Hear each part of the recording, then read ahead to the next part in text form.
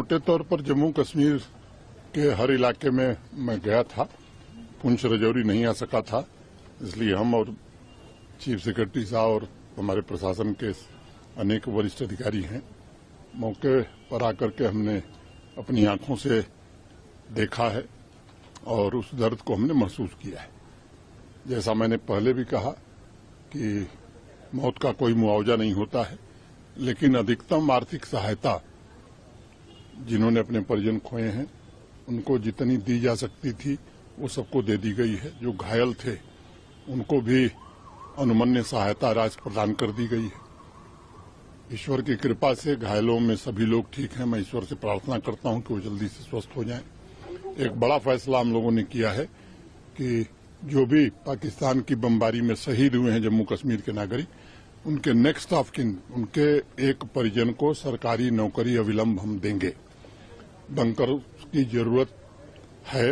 अभी district administration ने एक प्रेजेंटेशन किया है, उसको भी एसआरई सिक्योरिटी रिलेटेड एक्सपेंडिचर के तहत अब जरूरतें ज्यादा महसूस हो रही हैं तो उस काम को भी प्राथमिकता पर लिया जाएगा।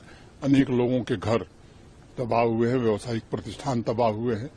भारत सरकार की ओर से पूरा आश्वासन है ऐसे लोगों को रिहेबिलिटेट करने के लिए एक कॉम्प्रिहेंसिव प्लान जम्मू कश्मीर प्रशासन बनाएगा। हमारे एडमिनिस्ट्रेशन के लोग अभी आइडेंटिफिकेशन का काम कर रहे हैं। एक बार वो हो जाएगा तो इस प्रक्रिया को भी जल्दी पूरा करेंगे। एडमिनिस्ट्रेशन ने बहुत अच्छा काम किया है सर। मुझे फक्र है अपने एडमिनिस्ट्रेशन पर।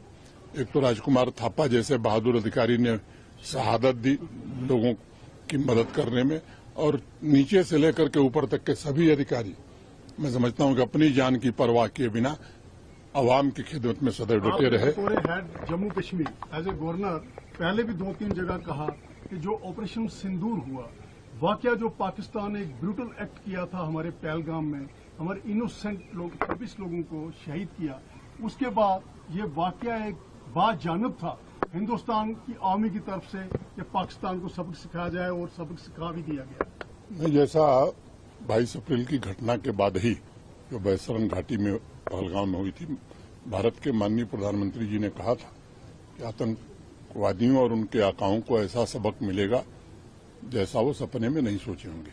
पूरा देश आज गौरवान्वित महसूस कर रहा है भारतीय सेनाओं पर, जिन्होंने बड़े ही सटीक ढंग से, संवेदनशील ढंग से वहीं आक्रमण किया जहां आतंकवादी थे या उनके कैंप थे। सैकड़ों से ज्यादा आतंकवादी मारे गए।